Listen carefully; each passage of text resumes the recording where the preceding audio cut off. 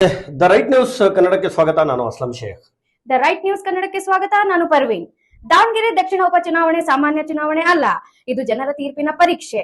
ಇಂದು ಕೊನೆಯ ಹಂತದ ಚುನಾವಣೆ ಆಗಿದ್ದು, ಜನರು ಯಾವ ರೀತಿ ತೀರ್ಮಾನವನ್ನ ಕೈಗೊಳ್ತಾರೆ ಅನ್ನೋದನ್ನ ಚರ್ಚಿಸಿ ನೋಡೋಣ ಬನ್ನಿ.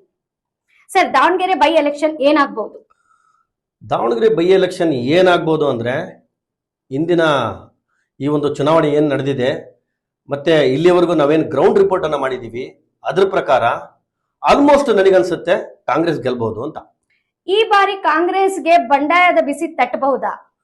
ಮೇಡಮ್, ಬಂಡಾಯದ ಬಿಸಿ ತಟ್ಟಬಹುದು, ಆದ್ರೆ ಆ ಬಿಸಿ ಒಂದು ಲೈಟ್ ಆಗಿ ಒಂದು ಸ್ವಲ್ಪ ಮಟ್ಟಿಗೆ ತಟ್ಟಬಹುದಷ್ಟೇ. ಯಾಕಂದ್ರೆ ಹೇಳ್ತೀನಿ, ಬಂಡಾಯ ಏನಿದೆ, ಸಾದಿಕ್ ಪೈಲ್ವಾನ್ ಅವರಿಗೆ ಫಸ್ಟ್ ಬಂಡಾಯವನ್ನು ಮಾಡಿರ್ತಕ್ಕಂಥದ್ದು. ಅಂದ್ರೆ ಸ್ವತಃ ಅವರು ಕಾಂಗ್ರೆಸ್ಸಿನ ಮುಖಂಡರು. ಆ ಬಂಡಾಯ ಏನಿದೆ ಅಂದ್ರೆ, ಕೆಲವೇ ದಿನಗಳಲ್ಲಿ ಶಮನ ಮಾಡುವಲ್ಲಿ ಕಾಂಗ್ರೆಸ್ ಮುಖಂಡರು ಅದರಲ್ಲಿ ಸಕ್ಸಸ್ಫುಲ್ ಆದ್ರು ಅವರು. ಇನ್ನೊಂದು ವಿಚಾರ ಏನಂದ್ರೆ, ಆ ಬಂಡಾಯ ಹಾಗೆ ಉಳಿದಿದ್ರೆ ಎಲ್ಲೋ ಒಂದ್ ಕಡೆ ಕಾಂಗ್ರೆಸ್ಸಿಗೆ ನೆಗೆಟಿವ್ ಆಗ್ತಾ ಇತ್ತು. ಆದ್ರೆ ತಕ್ಷಣ ಶಮನಗೊಳಿಸಿದ್ರು ಅವರು, ಮತ್ತೆ ಬೇಷರತ್ತು ಬೆಂಬಲವನ್ನ ಕೂಡ ಕೊಟ್ಟಿರ್ತಕ್ಕಂಥದ್ದು. ಪಕ್ಷೇತರ ಅಭ್ಯರ್ಥಿಗಳು ಈ ಉಪಚುನಾವಣೆಯಲ್ಲಿ ಯಾವ ರೀತಿ ಮತಗಳನ್ನ ಪಡಿಬಹುದು? ಉತ್ತಮವಾದ ಪ್ರಶ್ನೆ. ನೋಡಿ, ಪಕ್ಷೇತರ ಅಭ್ಯರ್ಥಿಗಳು ಈ ಒಂದು ಚುನಾವಣೆಯಲ್ಲಿ ನಾವು ಅನ್ಕೊಂಡಂಗೆ ಅಂತಹ ಒಂದು ಹೆಚ್ಚು ಪೆಟ್ಟೇನೋ ಕೊಡೋದಿಲ್ಲ. ಪಕ್ಷೇತರ ಅಭ್ಯರ್ಥಿಗಳು ಯಾರು ಅಷ್ಟು ಸ್ಟ್ರಾಂಗ್ ಆಗಿ ಯಾರು ನಿಂತಿಲ್ಲ ಕಣದಲ್ಲಿ. ಇನ್ನು ಸ್ವಲ್ಪ ಮಟ್ಟಿಗೆ ಖಾದರ್ ಆದಿಲ್ ಬಾಷಾ ಅಂತ ಏನಿದ್ದಾರೆ, ಸ್ವಲ್ಪ ಮಟ್ಟಿಗೆ ಓಟ್ಗಳನ್ನು ತಗೋಬಹುದು, ಮತಗಳನ್ನು. ಅಂತಹ ಒಂದು ಕಾಂಗ್ರೆಸ್ಸಿಗೆ ಪೆಟ್ಟು ಕೊಡುವಷ್ಟು ಮತಗಳು ಅಥವಾ ಬಿಜೆಪಿಗೆ ಹಿನ್ನಡೆ ಆಗುವಷ್ಟು ಮತಗಳನ್ನು ಪಡೆಯೋದಿಲ್ಲ ಅವರು. ಯಾಕಂದ್ರೆ ಸದ್ಯ ಖಾದರ್ ಆದಿಲ್ ಬಾಷಾ ಅವರವರು ನೇರವಾಗಿ ಕಣಕ್ಕೆ ಬಂದಿರತಕ್ಕಂಥದ್ದು. ಈ ಮೊದಲೇನೋ ಅವರು ಕಣದಲ್ಲಿ ಇರಲಿಲ್ಲ ಅಥವಾ ಜನರ ಜೊತೆ ಬೆರೆತಿರ್ಲಿಲ್ಲ, ಸಾಮಾಜಿಕವಾಗಿ ಗುರುತಿಸಿಕೊಂಡಿರಲಿಲ್ಲ. ಹಾಗಾಗಿ ಅಂತಹ ಒಂದು ಮತಗಳ ಅಂತರ ಏನು ಬಂಡಾಯ ಅಭ್ಯರ್ಥಿಗಳು ಅಥವಾ ಸ್ವತಂತ್ರ ಅಭ್ಯರ್ಥಿಗಳಿಂದ ಏನು ಆಗೋದಿಲ್ಲ ಅಂತ ನಾನು ಅನ್ಕೊಂಡಿದ್ದೀನಿ. ಸರ್, ಸ್ವತಂತ್ರ ಅಭ್ಯರ್ಥಿಗಳ ಪರವಾಗಿ ಸಿಎಂ ಇಬ್ರಾಹಿಂ ಸಾಹೇಬ್ರು ಬಂದ್ರು, ಹಾಗೆ SDP ಅವರ ಪರವಾಗಿ ಕೂಡ ಪ್ರಚಾರಕರು ಬಂದ್ರು. ಇದರ ಇಂಪ್ಯಾಕ್ಟ್ ಬೀಳಬಹುದಾ? ಇಂಪ್ಯಾಕ್ಟ್ ಏನಾಗುತ್ತೆ? ಸಿಎಂ ಇಬ್ರಾಹಿಂ ಅವರು ಬಂದಿರತಕ್ಕಂಥದ್ದು ಇಂಡಿಪೆಂಡೆಂಟ್ ಅಭ್ಯರ್ಥಿ, ಸ್ವತಂತ್ರ ಅಭ್ಯರ್ಥಿಗೆ ಖಾದರ್ ಆದಿಲ್ ಬಾಷಾ ಅವರ ಪರವಾಗಿ. ಇನ್ನು ಸದ್ಯದಲ್ಲಿ ಇಬ್ರಾಹಿಂ ಅವರು ಈಗ ಯಾವುದೇ ಪಕ್ಷದಲ್ಲಿ ಅವರು ಸದ್ಯ ಗುರುತಿಸ್ಕೊಂಡಿಲ್ಲ. ಅಂದ್ರೆ ಅವರು ಈಗ ತಟಸ್ಥವಾಗಿದ್ದಾರೆ. ಅವರು ಇನ್ನೊಂದು ವಿಚಾರ ಹೇಳ್ತೀನಿ, ಅಂತಹ ಅಲ್ಪಸಂಖ್ಯಾತರ ಮುಖಂಡರಾಗಿ ಕೂಡ ಅವರು ಗುರುತಿಸ್ಕೊಂಡಿಲ್ಲ ಸದ್ಯದಲ್ಲಿ. ಅಂದ್ರೆ ಕರ್ನಾಟಕದಲ್ಲಿ ಅಲ್ಪಸಂಖ್ಯಾತರ ಮುಖಂಡರು, ನಾಯಕರು ಅಂತ ಗುರುತಿಸಿಕೊಳ್ಳುವಲ್ಲಿ ಸದ್ಯ ಅಂದ್ರೆ ಮಂಚೂಣಿಯಲ್ಲಿ ಇರ್ತಕ್ಕಂಥದ್ದು ಜಮೀರ್ ಅಹಮದ್ ಖಾನ್ ಸಾಹೇಬರು. ಈಗ ಅವರ ನೆಕ್ಸ್ಟ್ ಏನಾದ್ರು ಬೇರೆ ಇದ್ದಾರೆ ಅಂದ್ರೆ ಆ ಒಂದು ಸ್ಥಳದಲ್ಲೂ ಕೂಡ ಇವರಿಲ್ಲ. ಇನ್ನು ಸದ್ಯ ನೀವು ನೋಡಿದಂಗೆ ಈ ಬಾರಿ ಕಾಂಗ್ರೆಸ್ಸಿನ ಒಂದು ಬಂಡಾಯ ಏನಾಗಿತ್ತು, ಆ ಒಂದು ಬಂಡಾಯವನ್ನ ತಣಿಸಲು ಜಮೀರ್ ಅಹಮದ್ ಖಾನ್ ಅವರ ಬದಲಾಗಿ ರಿಜ್ವಾನ್ ಅರ್ಷದ್ ಅವರು ಬಂದಿರತಕ್ಕಂಥದ್ದು. ಯಾರು? ಶಿವಾಜಿನಗರ ಒಂದು ಶಾಸಕರು ಬಂದಿರತಕ್ಕಂಥದ್ದು.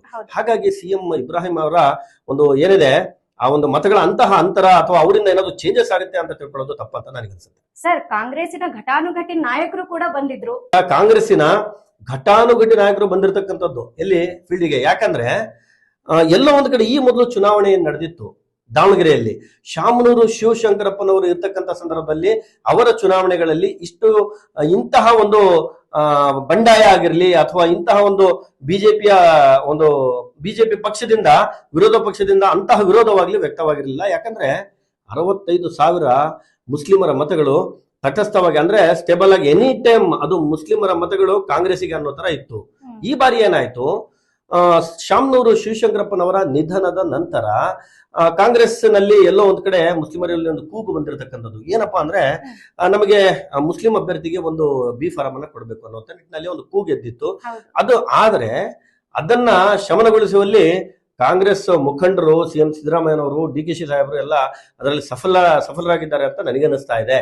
ಹಾಗಾಗಿ ಸದ್ಯದ ಪರಿಸ್ಥಿತಿಯಲ್ಲಿ ಅಂತಹ ಒಂದು ಇಂಪ್ಯಾಕ್ಟ್ ಬೇರೆ ಇದರಿಂದ ಏನೂ ಆಗೋದಿಲ್ಲ ಅಂತ ನನಗೆ ಅನಿಸ್ತಾ ಇದೆ. ಸರ್, ಕಾಂಗ್ರೆಸ್ ಸೋತ್ರೆ ಏನಾಗಬಹುದು? ಕಾಂಗ್ರೆಸ್ ಸೋತ್ರೆ ದಾವಣಗೆರೆಯ ಒಂದು ಚಿತ್ರಣವೇ ಬದಲಾಗುತ್ತೆ. ಇದು ಬಹಳ ಮುಖ್ಯವಾದ ಪ್ರಶ್ನೆ. ನೋಡಿ, ಸದ್ಯದಲ್ಲಿ ಕಾಂಗ್ರೆಸ್ ಸೋತ್ರೆ ಏನಾಗುತ್ತೆ ಅಂದ್ರೆ, ಇಲ್ಲಿಯವರೆಗೂ ಕಾಂಗ್ರೆಸ್ ಸಂಪೂರ್ಣವಾಗಿ ದಾವಣಗೆರೆ ಶಾಮನೂರು ಮನೆತನದ ಹಿಡಿತದಲ್ಲಿ ಇರತಕ್ಕಂಥದ್ದು. ಅದೊಂದು ಬಹು ಮುಖ್ಯವಾದ ಒಂದು ವಿಚಾರ ಇಲ್ಲಿ ನಾವು ಮಾತಾಡ್ಬೇಕಾಗಿರೋದು. ಯಾಕಂದ್ರೆ ಸದ್ಯ MP ಇರತಕ್ಕಂಥದ್ದು ಶಾಮನೂರು SS ಮಲ್ಲಿಕಾರ್ಜುನ್ ರವರ ಧರ್ಮಪತ್ನಿ ಪ್ರಭಾ ಮೇಡಮ್ ಅವರು. ಈಗ ಸದ್ಯ ಶಾಮನೂರು SS ಮಲ್ಲಿಕಾರ್ಜುನ್ ಕೂಡ ಹಾಲಿ ಸಚಿವರು, ಶಾಸಕರು ಉತ್ತರ ಭಾಗದಲ್ಲಿ. ಇನ್ನು ದಕ್ಷಿಣ ಭಾಗಕ್ಕೆ ಶಾಮನೂರು ಶಿವಶಂಕರಪ್ಪನವರು ಅಂದ್ರೆ ಸಂಪೂರ್ಣವಾಗಿ ಇಡೀ ದಾವಣಗೆರೆ ಶಾಮನೂರು ಶಿವಶಂಕರಪ್ಪ ಅಂದ್ರೆ ಶಾಮನೂರು ಮನೆತನದ ಒಂದು ಕಂಟ್ರೋಲ್ ನಲ್ಲಿ ಇತ್ತು. ಈ ಬಾರಿ ಎಲ್ಲಾದ್ರೂ ಬೈ ಚಾನ್ಸ್ ಏನಾದ್ರೂ ಕಾಂಗ್ರೆಸ್ ಸೋತ್ರೆ ಅಂತಹ ಇಂಪ್ಯಾಕ್ಟ್ ಅವರಿಗೆ ಅಂದ್ರೆ ಶಾಮನೂರ್ ಮನೆತನಕ್ಕೆ ಏನೂ ಆಗೋದಿಲ್ಲ. ಯಾಕಂದ್ರೆ ಈ ಬಾರಿ ಸೋತರು ಅಂತ ತಿಳ್ಕೊಳ್ಳಿ, ನೆಕ್ಸ್ಟ್ ಮುಂದಿನ ಬಾರಿ ಏನಾದ್ರು ಶಾಮನೂರ್ ಸಮರ್ಥಿಗೆ ಮತ್ತೆ ಟಿಕೆಟ್ ಕೊಡಿಸ್ಬೋದು, ಮತ್ತೆ ಗೆಲ್ಲಿಸ್ಬೋದು. ಆದ್ರೆ ಅದರ ಒಂದು ಇಂಪ್ಯಾಕ್ಟ್ ಬೇರೆ. ಈ ಒಂದು ಮುಸ್ಲಿಮರಿಗೆ, ಅಲ್ಪಸಂಖ್ಯಾತರಿಗೆ ಏನಾಗುತ್ತೆ ಅಂದ್ರೆ ಮುಂದಿನ ದಿನಗಳಲ್ಲಿ ಟಿಕೆಟ್ ಅನ್ನು ಕೇಳುವ ಒಂದು ಪರಿಸ್ಥಿತಿಯಲ್ಲೂ ಮುಸ್ಲಿಮರು ಇರೋದಿಲ್ಲ. ಮತ್ತೆ ಕಾಂಗ್ರೆಸ್ ಕೂಡ ಯೋಚನೆ ಮಾಡಿ ಟಿಕೆಟ್ ಕೊಡುತ್ತೆ. ಯಾಕಂದ್ರೆ ಈ ಬಾರಿ ಏನಾದ್ರು ಕಾಂಗ್ರೆಸ್ ಗೆದ್ರೆ ಸದ್ಯ ಏನೋ ಮುಸ್ಲಿಮರಿಂದ ಒಂದು ಅಲ್ಪಸಂಖ್ಯಾತರಿಂದ ಟಿಕೆಟ್ ಏನಾದ್ರು ಮತಗಳು ಬಂದ್ವು, ನಮಗೆ ಏನೋ ಒಂದು ಪ್ಲಸ್ ಆಯ್ತು ಅಂತ ಅನ್ಕೋಬಹುದು. ಆದ್ರೆ ಈ ತರ ಏನಾದ್ರು ಈ ಬಾರಿ ಕಾಂಗ್ರೆಸ್ ಸೋತ್ರೆ ಮಾತ್ರ ಈ ಒಂದು ದಕ್ಷಿಣದ ಕಂಪ್ಲೀಟ್ ಚಿತ್ರಣವೇ ಬದಲಾಗುತ್ತೆ. ಹೇಳಕ್ಕಾಗೋದಿಲ್ಲ. ಬಿಜೆಪಿ ಬಂದ್ರು ಬರಬಹುದು. ಒಂದು ಸಲ ಬಿಜೆಪಿ ಬಂದ್ರೆ ದಾವಣಗೆರೆಯ ದಕ್ಷಿಣವನ್ನ ಪುನಃ ಕಾಂಗ್ರೆಸ್ ತನ್ನ ತೆಕ್ಕೆಗೆ ತೆಗೆದುಕೊಳ್ಳೋದು ನಿಜವಾಗ್ಲೂ ಕಷ್ಟ ಆಗುತ್ತೆ. ಬಿಜೆಪಿ ಗೆಲ್ಲೋ ಚಾನ್ಸ್ ಇದೆಯಾ ಸರ್? ಮೇಡಮ್ ಹೇಳಕ್ಕಾಗೋದಿಲ್ಲ. ಈಗ ಜನರಲ್ ಆಗಿ ನಿಮಗೆ ಒಂದು ಅಂಕಿಅಂಶಗಳನ್ನ ನಾನು ಹೇಳ್ತೀನಿ ನೋಡಿ. ಈಗ ಸದ್ಯದಲ್ಲಿ ದಾವಣಗೆರೆ ದಕ್ಷಿಣದಲ್ಲಿ 37,845 ಲಿಂಗಾಯತರ ಮತಗಳು, ನಾಯಕ ST 31,729 ಮತಗಳು, SC ಎಲ್ಲಾ ಒಳಜಾತಿಗಳನ್ನು ಸೇರ್ಕೊಂಡು 29,106 ಮತಗಳು, ಮುಸಲ್ಮಾನರದು ಅಂದ್ರೆ ಅಲ್ಪಸಂಖ್ಯಾತರು ಮುಸಲ್ಮಾನರದು 64,246 ಮತಗಳು.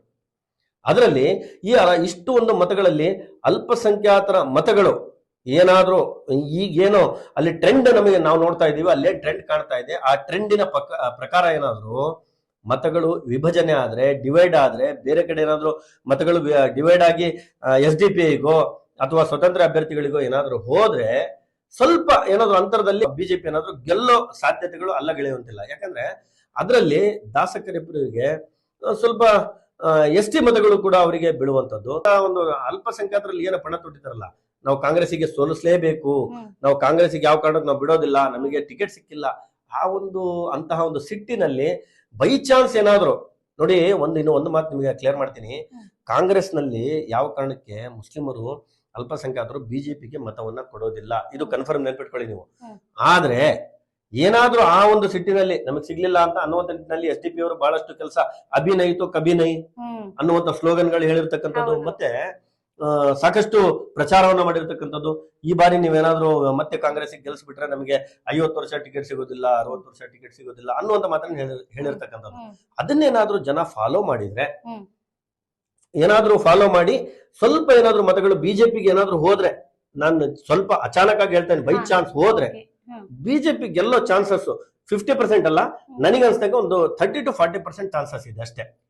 ಬಿಜೆಪಿ ಗೆದ್ರೆ ಏನಾಗಬಹುದು? ಬಿಜೆಪಿ ಗೆದ್ರೆ ದಾವಣಗೆರೆಯಲ್ಲಿ ಬಹಳಷ್ಟು ಬದಲಾವಣೆಗಳಾಗ್ತವೆ. ಒಂದು ಸಲ ಬಿಜೆಪಿ ದಾವಣಗೆರೆಯಲ್ಲಿ ತನ್ನ ಹಿಡಿತವನ್ನ ಸಾಧಿಸಿದ್ರೆ, ಬಿಜೆಪಿ ಏನಾದ್ರು ಗೆದ್ರೆ ದಕ್ಷಿಣ ಭಾಗದಲ್ಲಿ ಈ ಒಂದು ಕೂಗ್ ಏನಿದ್ದಿದೆಯಲ್ಲ, ನಾವು ಕಾಂಗ್ರೆಸ್ಸಿಗೆ ಪಾಠವನ್ನ ಕಲಿಸ್ತೀವಿ ಅಂತ, ಅದೊಂದು ಕ್ಲಿಯರ್ ಮಾಡ್ಬಿಡ್ತೀನಿ ನಿಮ್ಗೆ.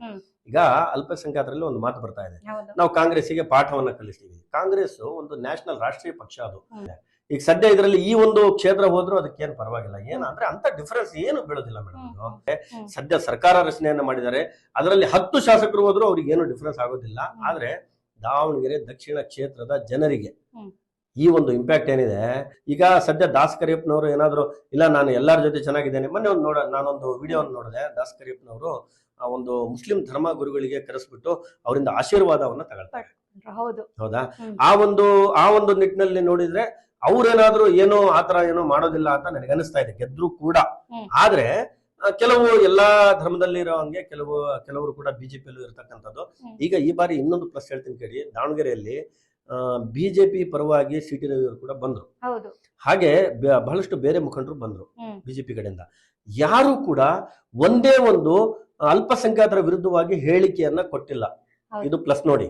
ಯಾಕಂದ್ರೆ ಎಲ್ಲೇ ಬಿಜೆಪಿ ಚುನಾವಣೆಯನ್ನ ಎದುರಿಸಿದ್ರು ಕೂಡ ಕಾಂಗ್ರೆಸ್ ವಿರುದ್ಧವಾಗಿ, ಯಾವುದೇ ಪಕ್ಷದ ವಿರುದ್ಧವಾಗಿ ಫಸ್ಟ್ ಏನಿರುತ್ತೆ ಅಂದ್ರೆ ಬಿಜೆಪಿಯಲ್ಲಿ ಒಂದು ಹೇಳಿಕೆಯನ್ನ ಕೊಡ್ತಾರೆ ಅವರು. ಮುಸ್ಲಿಂ ವಿರುದ್ಧವಾಗಿ, ಅಲ್ಪಸಂಖ್ಯಾತರ ವಿರುದ್ಧವಾಗಿ ಹೇಳಿಕೆಯನ್ನ ಕೊಡ್ತಿರ್ತಕ್ಕಂಥ ಅದು ಪ್ಲಸ್ ಆಗುತ್ತೆ ಅವರಿಗೆ.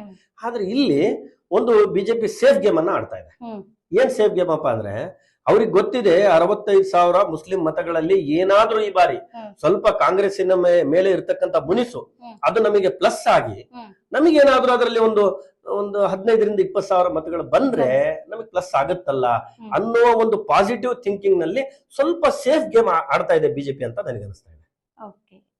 ಈಗ ನೋಡಿ, ಈ ಒಂದು ನಾವು ದ ರೈಟ್ ನ್ಯೂಸ್ ಕನ್ನಡ ವಾಹಿನಿಯಲ್ಲಿ ನಾವು ಸಮೀಕ್ಷೆನ ಮಾಡಿದ್ವಿ. ಈ ಮೊದಲು ಒಂದು ನಮ್ಮ ವಾಹಿನಿಯಲ್ಲಿ ನಾವು ಒಂದು ಹೇಳಿದ್ವಿ, ಫಾರ್ ದ ಫಸ್ಟ್ ಟೈಮ್ ನಾವು ಹೇಳಿದ್ದು ಸಮರ್ಥ ಅವರಿಗೆ ಕಾಂಗ್ರೆಸ್ನಿಂದ ಟಿಕೆಟ್ ಕೊಡ್ತಾರೆ, ಬಿ ಫಾರ್ಮ್ ಸಿಗುತ್ತೆ ಅನ್ನುವಂತ ಮಾತನ್ನ ಕೇವಲ ದ ರೈಟ್ ನ್ಯೂಸ್ ಕನ್ನಡ ವಾಹಿನಿ ಹೇಳಿರ್ತಕ್ಕಂಥದ್ದು. ನೆಕ್ಸ್ಟ್ ಟೈಮ್ ಅವರಿಗೆ ಟಿಕೆಟ್ ಸಿಕ್ಕಿದೆ ಅಂತ ನಾವು ಫಸ್ಟ್ ಟೈಮ್ ನಾವೇ ಬ್ರೇಕ್ ಮಾಡಿರ್ತಕ್ಕಂಥದ್ದು. ಇನ್ನು ಈ ಬಾರಿ ಕೂಡ ನಾವು ಹೇಳ್ತಾ ಇದ್ದೇವೆ, ಆಲ್ಮೋಸ್ಟ್ 95-99% ಕಾಂಗ್ರೆಸ್ ಸಮರ್ಥ ಗೆಲ್ತಾರೆ ಅನ್ನುವಂತ ಮಾತನ್ನು ಹೇಳ್ತೀನಿ. ಮುಂದಿನ ದಿನಗಳೇ ಅದೇನಾಗ್ಬೋದು, ಮತದಾರ ಪ್ರಭು ಏನು ಮತವನ್ನ ಹಾಕ್ಬೇಕಾದ್ರೆ ಅವ್ರ ಮನಸ್ಸಲ್ಲಿ ಏನ್ ಬರುತ್ತೆ, ಅವ್ರು ಏನ್ ಡಿಸೈಡ್ ತಗೊಳ್ತಾರೆ ಅದ್ರ ಮೇಲೆ ಬಿಟ್ಟಿರ್ತಕ್ಕಂಥದ್ದು. ಹೆಚ್ಚಿನ ಅಪ್ಡೇಟ್ಸ್ಗಾಗಿ ನೋಡ್ತಾ ಇರಿ ದ ರೈಟ್ ನ್ಯೂಸ್ ಕನ್ನಡ.